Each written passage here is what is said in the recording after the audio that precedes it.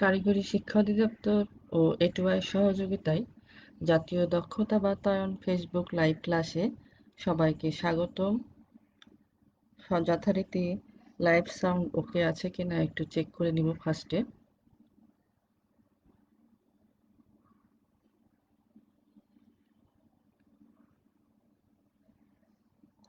ধন্যবাদ।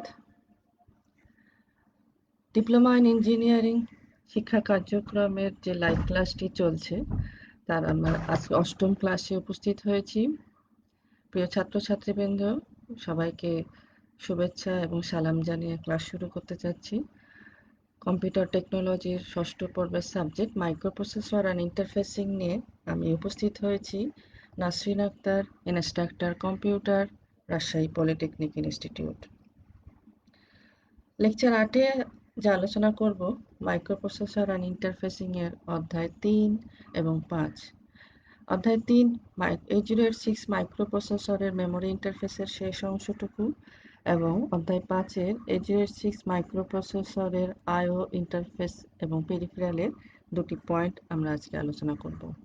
আজকের আলোচনায় যা যা থাকবে সেটা হলো 8086 মাইক্রোপ্রসেসরের সিস্টেম বাস ডিমাল্টিপ্লেক্সিকরণ টেকনিক, 8086 মাইক্রোপ্রসেসরের মেমোরি ও আইও রাইট বাস সাইকেল এবং 8086 মাইক্রোপ্রসেসরের মেমোরি ও আইও রিড বাস সাইকেল।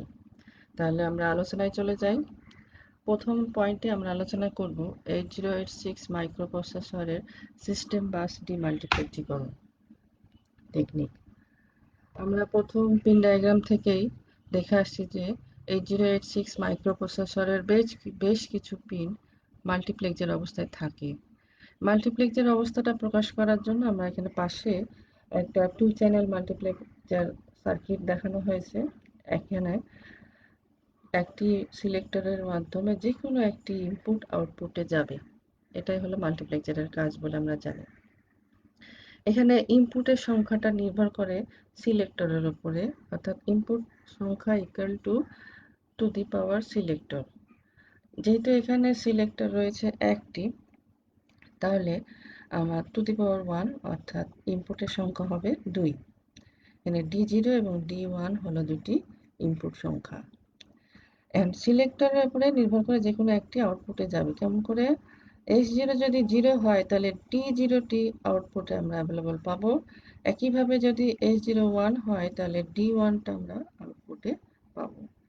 এই কনসেপ্টেই আমার 8086 মাইক্রোপ্রসেসরের মাল্টিপ্লেক্সার বাসগুলোকে ব্যবহার করা হয়ে থাকে। 8086 মাইক্রোপ্রসেসরে আমরা পিন ডায়াগ্রামের সময় দেখেছিলাম 21টি, অর্থাৎ AD02 AD15 এই 16টি অ্যাড্রেস বাস এবং ডাটা বাস একসাথে থাকে। আমরা জানি যে অ্যাট এ টাইমে অ্যাড্রেস বাস বা ডাটা বাসের প্রয়োজন হয় না, সেই জন্য পিন সংখ্যা কম রাখার কারণে পিন সংখ্যা কমানোর জন্য একই পিনে 2টি করে কাজ রাখা হয়েছে। এরকম আছে 21টি, যেমন AD02 AD15 16টি, A16/S3 17 18 19 S6 এবং BHE/S7 এই মোট 21টি পিন মাল্টিপ্লেক্সার অবস্থায় থাকে। একই সঙ্গে দুটো করে কাজ থাকে, যে অ্যাট এ টাইমে একটা কাজ হয়ে থাকে। সেই অ্যাট এ টাইমের কাজটি অর্থাৎ দুটি থেকে একটি সিলেক্টরের কাজ করে থাকে আমার ALE পিন। এখানে S0 কাজ করে থাকবে ALE এবং এই 21টি পিনকে 42টি তারে ভাগ করার জন্য এখানে আমরা ব্যবহার করে থাকি 74LS373 নামে একটি আইসি। এই আইসিটি সহজ ভাষায় যদি আমরা বলি, যদি আইসিগুলো এনেবল থাকে, ইনপুটে যা থাকে আউটপুটে তা পাওয়া যায়, অর্থাৎ ট্রান্সপারেন্ট হিসেবে সে কাজ করে থাকে, ট্রান্সপারেন্ট ল্যাচ হিসেবে কাজ করে থাকে। তাহলে এই রকম যেহেতু 20 পিনের এদের প্রতিটি আইসির 8 পিনের ইনপুট আছে, তাই জন্য আমাদের এখানে 3টি আইসি প্রয়োজন হয়েছে। 74LS একটা দুটা, এই 3টি আইসি আমরা এখানে ব্যবহার করেছি ডিমাল্টিপ্লেক্সিকরণ করার জন্য। আমরা যেহেতু বললাম যে 74LS ইনপুটে যা থাকে আউটপুটে তাই পাওয়া যাবে যদি অ্যানাবল থাকে। তাহলে বিএইচই এএলই পিনটি এই 3টি আইসির এনাবল পিনের সাথে কানেক্ট করে রাখা আছে। এই যে এনাবল পিনের সাথে এএলই কানেক্ট করে রাখা আছে, অর্থাৎ এএলই যদি হাই হয়, আমরা জানি যে এএলই যদি হাই হয় তাহলে AD0 to AD7 এটা ডাটা অ্যাড্রেস বাস হিসেবে কাজ করবে। কিভাবে সেটা এখন দেখি আমরা। যদি এএলই হাই হয় তাহলে 3টি আইসি কিন্তু অ্যাক্টিভ হয়ে যায়।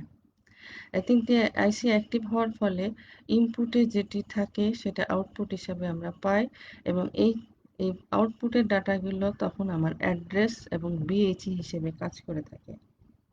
অর্থাৎ এএলই হাই থাকা অবস্থায় এখানে 20টি অ্যাড্রেস লাইন অ্যাক্টিভ থাকে এবং বিএইচই থাকে। এই 21টি তখন আমরা অ্যাড্রেস বাস এবং বিএইচই হিসেবে ব্যবহার করে থাকি। আবার যখন এএলই হাই লো হয়ে যায় তখন এই আইসিগুলো ইনঅ্যাক্টিভ হয়ে যায়। এই ইনঅ্যাক্টিভ হয়ে যাওয়ার ফলে এই ইনপুটটা আর আউটপুটে অ্যাভেলেবল থাকে না, তাহলে এই লাইনগুলো ইনঅ্যাক্টিভ হয়ে যায়।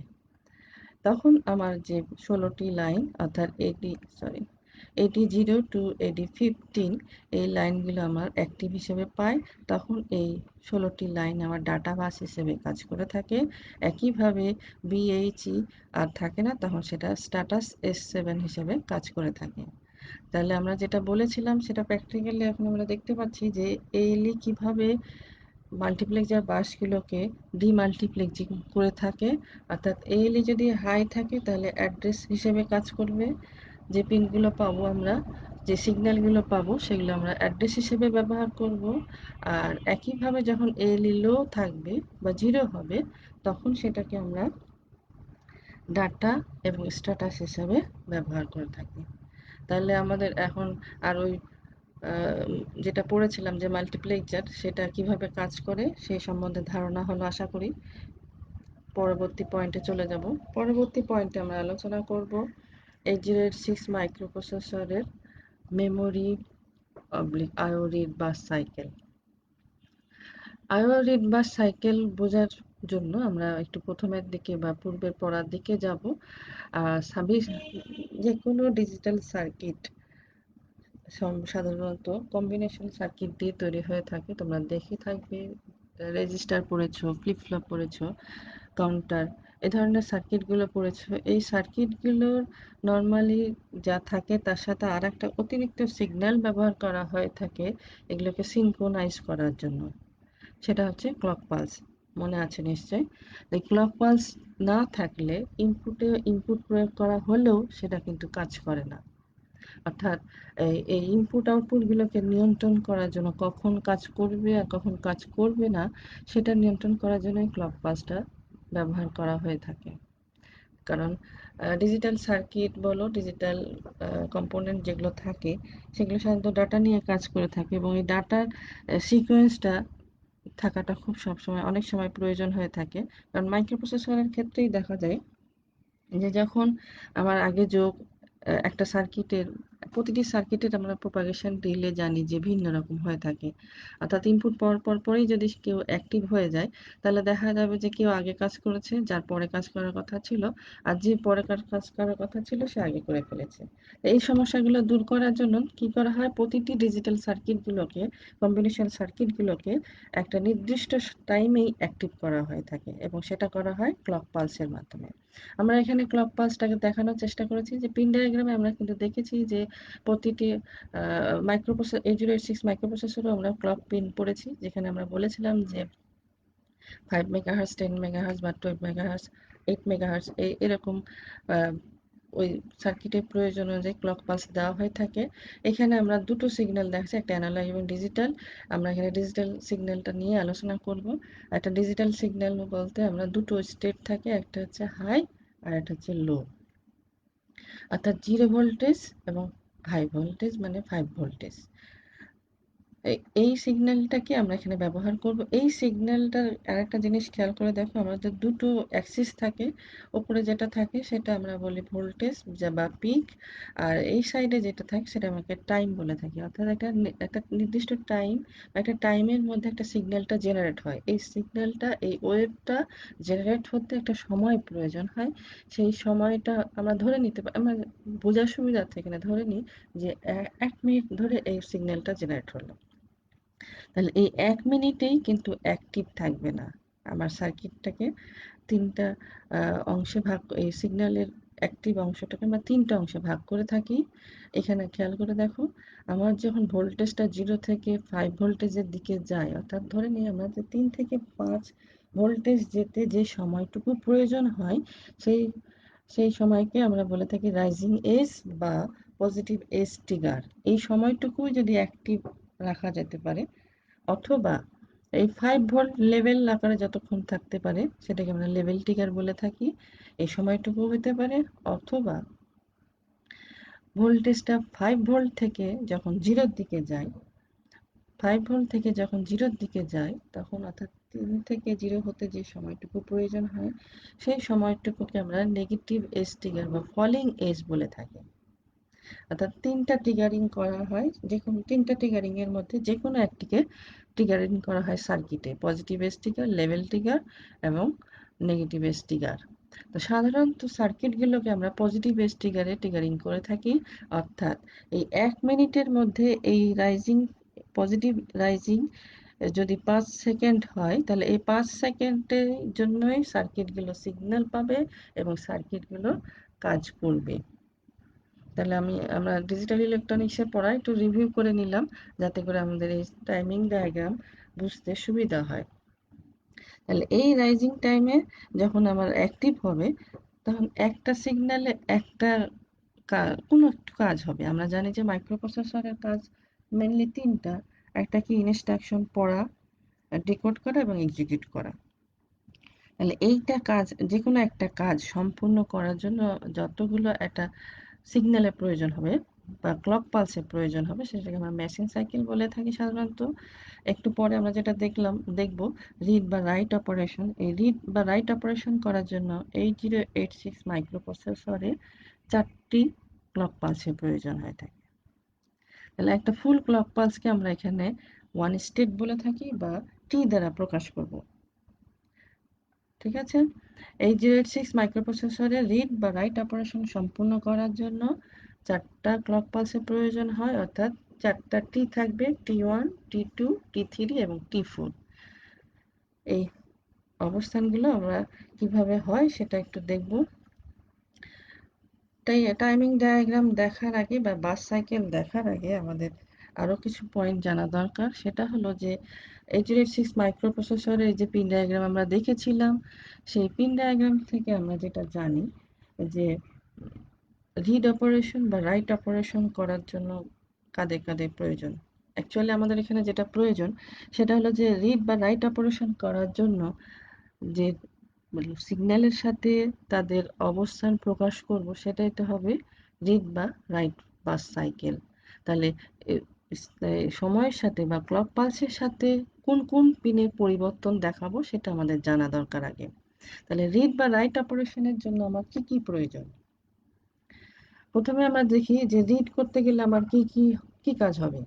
রিড করবো আমি কোথা থেকে? মেমোরি বা আইও ডিভাইস থেকে। তাহলে আমার লোকেশনটা ফার্স্ট প্রয়োজন। তাহলে আমার অ্যাড্রেস বাস প্রয়োজন। যেহেতু ডাটা রিড করব, তাহলে ডাটা রাখার জন্য আমার ডাটা বাস দরকার।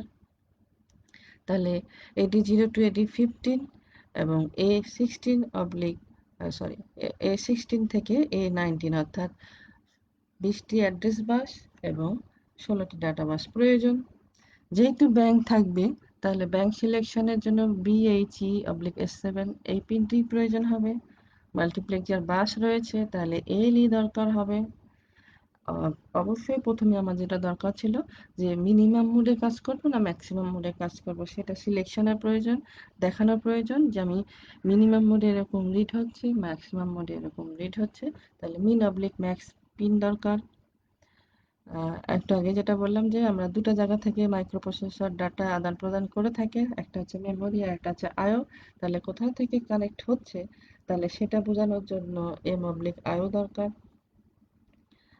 যেহেতু রিড এবং রাইট আছে, তাহলে অবশ্যই ডিটি অবলিক আর রিসিভ করছি না ট্রান্সমিট করছি সেটা প্রকাশ করতে হবে। ডাটা নিয়ে আসার জন্য অবশ্যই ডাটা অ্যাভেলেবল হতে হবে, ডাটা বাস অ্যাভেলেবল হতে হবে, তাহলে ডিইএন এর প্রয়োজন। আর রিড আর রাইট অপারেশন করার জন্য অবশ্যই কন্ট্রোল সিগন্যাল দরকার, তাহলে রিড এবং রাইট সিগন্যাল দরকার।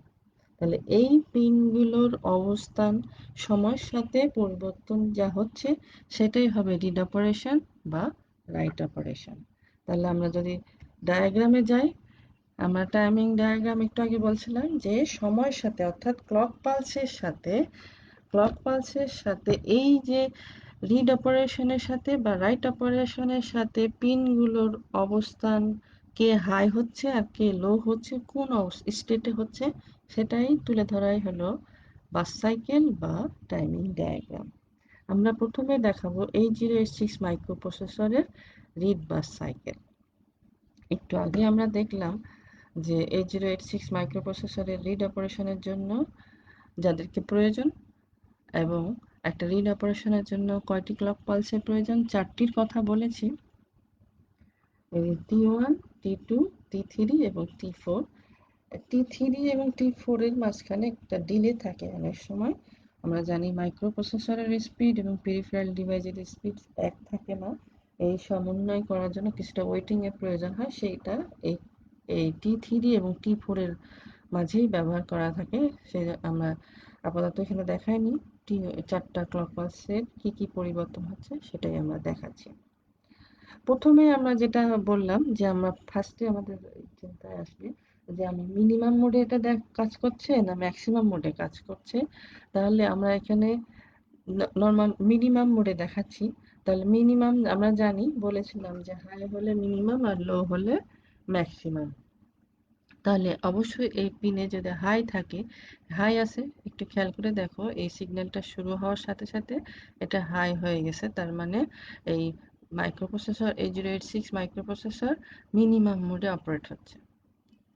আচ্ছা, আর আমরা আরেকটা যেটা দেখলাম যে রিড বাস সাইকেল, তাহলে মাইক্রোপ্রসেসর মেমোরি থেকে পড়বে, তাহলে এম অবলিক আইও বার এই পিনের কাজ ছিল যে দেখানো যে মাইক্রোপ্রসেসর বর্তমানে কার সাথে কানেক্টেড রয়েছে। আমরা বলেছিলাম যে 1 থাকলে, হাই ভোল্টেজ থাকলে এই পিনে যদি হাই ভোল্টেজ থাকে তাহলে মাইক্রোপ্রসেসর মেমোরির সাথে কানেক্টেড, আর যদি 0 থাকে তাহলে ইনপুট আউটপুট ডিভাইসের সাথে কানেক্টেড।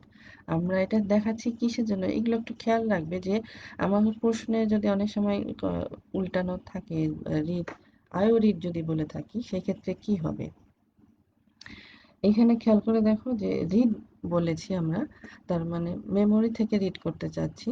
তাহলে মেমোরি থেকে রিড করতে চাইলে এই সিগন্যালে অবশ্যই হাই, আমি ছবি আঁকানোর সময় খেয়াল করবে এটা অবশ্যই হাই দিয়ে যাবে। আচ্ছা, আর প্রথম অবস্থায় আমরা জানি যে প্রতিটা মেশিন সাইকেল শুরু হওয়ার সময় এএলই হাই থাকে। তাহলে এএলই যদি হাই হয় তাহলে আমরা AD0 to AD15 এবং A16 থেকে A19 এটা অ্যাড্রেস বাস হিসেবে কাজ করবে, একটু আগে আমরা দেখলাম। তাহলে T1 ক্লক পালস শুরুতে এই এএলই হাই হবে এবং এএলই হাই হলে অ্যাড্রেস বাস অ্যাভেলেবল হবে। অ্যাড্রেস বাসে অ্যাড্রেস অ্যাভেলেবল হবে মানে প্রথম T1 স্টেটে মাইক্রোপ্রসেসর মেমোরির কোন লোকেশন থেকে ডাটা রিড করবে সেটা নির্ধারিত হয়ে যায়। আচ্ছা, এইখানে আমাদের যেহেতু ব্যাংক সিলেকশন আছে, লোকেশনটা নির্ধারণ করার জন্য এই 16 বিট 20 বিটের অ্যাড্রেসটা যাবে কোথায়, আগে অডে যাবে না ইভেনে যাবে, তার জন্য বিএইচই সিগন্যাল ব্যবহৃত হয়। এটা আমরা আগেও দেখাইছি। এই বিএইচই সিগন্যালের মাধ্যমে ব্যাংক সিলেকশনে হয়ে লোকেশন নির্ধারিত হবে, কোন ব্যাংক থেকে অ্যাড্রেসটা শুরু হবে। প্রথম ক্লক পালসে T1 স্টেটে রিড, অর্থাৎ প্রথম যেহেতু আমার অ্যাড্রেস যাচ্ছে সে সময় আমার ডাটার কোনো কাজ নাই, সেই জন্য এই রিডটা লোয়ে অ্যাক্টিভ বলেছিলাম আমরা, অর্থাৎ 0 হলে অ্যাক্টিভ হবে। যেহেতু প্রথম ক্লক পালসে এর কোনো কাজ নাই তাহলে এটা হাই অবস্থায় আছে, খেয়াল করে দেখো T1 স্টেটে এটা হাই থাকবে। যেহেতু রিড, তার মানে অবশ্যই আমরা রিসিভ করছি। আর রিসিভ মানে এখানে যেহেতু আর এর পর বার আছে, তার মানে এটা 0 তে থাকবে। অর্থাৎ এটা 0 থাকা মানে আমি ডাটা রিসিভের জন্য স্ট্যাটাস দিচ্ছি। আর যখন রিড সিগন্যাল রয়েছে, তখন অবশ্যই আমি চেক করতে থাকবো যে ডাটা বাস আমার অ্যাভেলেবল কখন, ডাটা বাস আমার অ্যাভেলেবল হচ্ছে কখন। এই খেয়াল করে দেখো, এই যে T1 স্টেটে আমার অ্যাড্রেস বাস গেল, এটা থেকে আমার ডাটা বাস অ্যাভেলেবল হতে কিছুটা ফ্লোটিং অবস্থায় রয়েছে, কিছুটা সময় যায়। যে অ্যাড্রেস বাস থেকে ডাটা বাস পাওয়ার কিছুটা সময় যেটা যায়, সেই জন্য এই অ্যানাবেলটা, ডাটা বাস অ্যানাবেলটা আমার স্টার্ট হয়েছে T2 এর মাঝখান থেকে। খেয়াল করে দেখো, এই অবস্থা থেকে আমি ডাটা বাসে ডাটা অ্যাভেলেবল পাবো। তাহলে এখন আমরা যদি আরেকটু আলোচনা করি যে প্রথম ক্লক পালসে আমার অ্যাড্রেস, যে মেমোরি লোকেশন নির্ধারিত হয়ে যায়। নির্ধারিত হয়ে যাওয়ার পরে আমার ALE লো হয়ে যায়, ALE T2 স্টেটে লো হয়ে যায়। লো হয়ে যাওয়ার ফলে এটা অ্যাড্রেস না থেকে সেটা ডাটাতে রূপান্তর হয়, মেমোরি থেকে নির্দিষ্ট হয়, মিনিমাম মোডে হচ্ছে। এবং দ্বিতীয় ক্লক পালসে এসে রিডটা লো হয়ে যাচ্ছে, মানে লো অ্যাক্টিভ, তার মানে সে রিড সিগন্যাল পাঠাচ্ছে ডাটা বাসে ডাটা অ্যাভেলেবল করার জন্য। রিসিভ হচ্ছে, এই জন্য লো থাকবে। আর ডাটা বাস অ্যানাবেল হওয়ার সময় এইখান থেকে এই সময়টুকু আমার ডাটা বাসে ডাটা অ্যাভেলেবল হয়ে যাবে। তাহলে T3 আর T4 এর মধ্যে আমি ডাটা বাসে ডাটা, রিডকৃত ডাটাটা পেয়ে যাবে। অর্থাৎ মাইক্রোপ্রসেসর T4 টাইম পরে আমার ডাটা পেয়ে যাবে, রিড হয়ে যাবে। আশা করি তোমরা রিড অপারেশনটা বুঝছো। একটা বুঝলে আমরা বাকি যে চারটি আমরা এখানে আলোচনা করতে চেয়েছি, চারটা মানে হচ্ছে যে একটা হচ্ছে মাইক্রোপ্রসেসর মেমোরি থেকে রিড করতে পারে, মেমোরি থেকে রাইট করতে পারে দুইটি। আর মাইক্রোপ্রসেসর আইও ডিভাইস থেকে রিড করতে পারে এবং রাইট করতে পারে। এই চারটা চিত্র আমরা একটা আঁকালেই, একটা বুঝতে পারলেই এই বাকি তিনটি অটোমেটিকলি আমরা পারবো। সেটাই আমরা এখন দেখাবো। তাহলে রিড অপারেশন আশা করি বুঝতে পারছো। পরবর্তীতে যে যদি যাই, যে আমরা এটা দেখাবো কি আইও রিড, এটা দেখাচ্ছে আইও রিড। তাহলে একইভাবে রিড অপারেশন করার জন্য ফার্স্ট ক্লক পালসে T1 স্টেটে ALE হাই, ALE হাই হওয়ার ফলে AD02, AD15 এবং A19 to A16 অ্যাক্টিভ হবে। অর্থাৎ T1 স্টেটে ডাটা অ্যাড্রেস পাস হয়ে যাবে, অ্যাভেলেবেল হবে। ইনপুট আউটপুট ডিভাইসের অ্যাড্রেস যাবে যে কোন লোকেশন থেকে ডাটাটা পড়া হবে, যথারীতি মিনিমাম অবলিক ম্যাক্সিমাম। এটা আমরা যেহেতু সবগুলো মিনিমাম মোডেই দেখাচ্ছি, তার মানে এটা হাই আছে। তোমাদের যদি উল্লেখ থাকে যে ম্যাক্সিমাম মোডে দেখাও, তখন আমরা এই সিগন্যালটা কি লো দিয়ে দেখাবে, হাই না দিয়ে লো দিয়ে দেখাতে হবে। আর এইখানে আমরা আগেরটাতে দেখলাম, খেয়াল করে দেখো, এখানে মেমোরি উপর দিয়ে গেছে মানে হাই, আর এখানে আমার লো দিয়ে গেছে। যেহেতু আমরা কি অপারেশন দেখাচ্ছি, মেমোরি আইও, সরি, আইও ডিভাইস থেকে দেখাচ্ছি। এবং 1 থাকলে মেমোরি হবে, আর 0 থাকলে এখানে ইনপুট আউটপুট ডিভাইসকে বোঝানো হয়ে থাকে। তাহলে এটা অবশ্যই মেমোরি আইও বোঝানোর জন্য এটা অবশ্যই লো থাকতে হবে। তোমরা এটা মাথায় রাখবে যে প্রশ্নে যদি মেমোরি বলে তাহলে উপর দিয়ে যাবে, আর যদি ইনপুট আউটপুট ডিভাইস তাহলে লো দিয়ে যেতে হবে। একইভাবে রিড অপারেশন সেম ভাবে কাজ করবে। দ্বিতীয় ক্লক পালসে অ্যাক্টিভ হবে এবং ডিটি অবলিক আর যেহেতু রিড করছি, তার মানে এটা লো থাকবে যেহেতু রিসিভ হবে। তাহলে আমরা যদি সংক্ষেপে আবার বলি যে T1 স্টেটে অ্যাড্রেস বাসের মাধ্যম দিয়ে অ্যাড্রেস লোকেশন নির্ধারিত হবে ইনপুট আউটপুট ডিভাইসে। দেন T2 স্টেটে এসে সেটা অ্যাড্রেস বাস অফ হয়ে যে ডাটা বাস অ্যাক্টিভ হবে এবং রিড সিগন্যাল প্রয়োগ হবে। রিড সিগন্যাল প্রয়োগ হবে, ডাটা বাস অ্যানাবল যখন হবে, তখন আমার ইনপুট আউটপুট ডিভাইস থেকে ডাটাটা রিড করা হবে। তাহলে এই পরবর্তীতে আমরা চলে যাই রাইট অপারেশনে। রাইট অপারেশন দেখে আমরা একটু আগে বললাম যে একটি যদি বুঝতে পারি তাহলে আমাদের বাকিগুলোর কোনো সমস্যা হবে না। আমাদের শুধু পরিবর্তন খেয়াল করে দেখো, রাইট আছে। এছাড়া বাকি সিগন্যালগুলো সবই রয়েছে, শুধু পদ্ধতিটা একটু হবে। আমরা আলোচনা করি যে T1 স্টেট আমাদের বললাম যে রিড বা রাইট অপারেশনের জন্য 4টা ক্লক পালসের প্রয়োজন। এখানে রয়েছে 4টা ক্লক পালস। প্রথম ক্লক পালসে ALE হাই, ALE হাই থাকলে T1 স্টেটে অ্যাড্রেস অ্যাভেলেবেল হবে। আচ্ছা, রাইট অপারেশন করার জন্য আমাদের কি হবে, যেহেতু ডাটাটা মাইক্রোপ্রসেসর কাছ থেকে মেমোরিতে যাচ্ছে, তার মানে মেমোরির কোন লোকেশনে ডাটাটা সেভ হবে সেই লোকেশনটা আগে নির্ধারিত হবে, তারপরে ডাটা বাসের মাধ্যমে ডাটাটা যাবে। তাহলে প্রথমে আমার অবশ্যই কোথায় ডাটাটা যাবে সেজন্য লোকেশন T1 স্টেটে সেট হয়ে যাবে। মিনিমাম মোডে আমরা দেখাচ্ছি এবং মেমোরি দিয়ে দেখাচ্ছি, সেই জন্য হাই যাচ্ছে, এলি হাই অ্যাড্রেস গেল। এটা বাস সিলেকশনের জন্য ব্যবহৃত হচ্ছে। আর প্রথম অবস্থায় যেহেতু লোকেশন নির্ধারিত হচ্ছে, তখন আমার রাইট কন্ট্রোল সিগন্যালের প্রয়োজন নাই। T2 স্টেটে এসে রাইট সিগন্যালের প্রয়োজন হয় এবং T2 স্টেটে এসে এটা লো হয়ে যায়। আমরা জানি যে রাইটটা হলো লোয়ে অ্যাক্টিভ, অর্থাৎ লোয়ে অ্যাক্টিভ মানে 0 হতে হবে। 0 হলে এই সিগন্যালটা কাজ করবে। তার মানে T2 স্টেটে এসে এটা লো হয়ে গেছে এবং যেহেতু আমরা এটা কি ট্রান্সফার করছি ডাটা, তাহলে এটা এই সিগন্যালটা হাই দিয়ে যাওয়ার কথা। ডাটা বাস এনাবেল হতে হবে ডাটা ট্রান্সফার করার জন্য। তাহলে রাইট সিগন্যাল লো হওয়ার ফলে এইখান থেকে আমার ডাটাটা মাইক্রোপ্রসেসর থেকে যে মেমোরি লোকেশনটা নির্ধারিত হয়েছিল সেই লোকেশনে ডাটাটা চলে যাবে। ঠিক একইভাবেই আমরা যদি রাইট অপারেশন আইও ডিভাইস থেকে দেখাতে চাই, সব কিছু ঠিক রাখবে, সবই ঠিক থাকবে, শুধু এই জায়গাতে আমার চেঞ্জ হবে।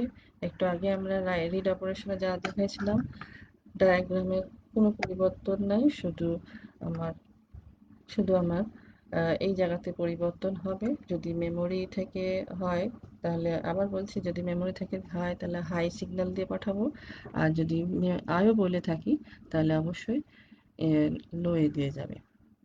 তাহলে একটা চিত্র বা একটা ডায়াগ্রাম যদি তোমরা বুঝতে পারো, বাকি তিনটি কোনো পরিবর্তন হয় না, সবগুলোই মোটামুটি একই থাকে।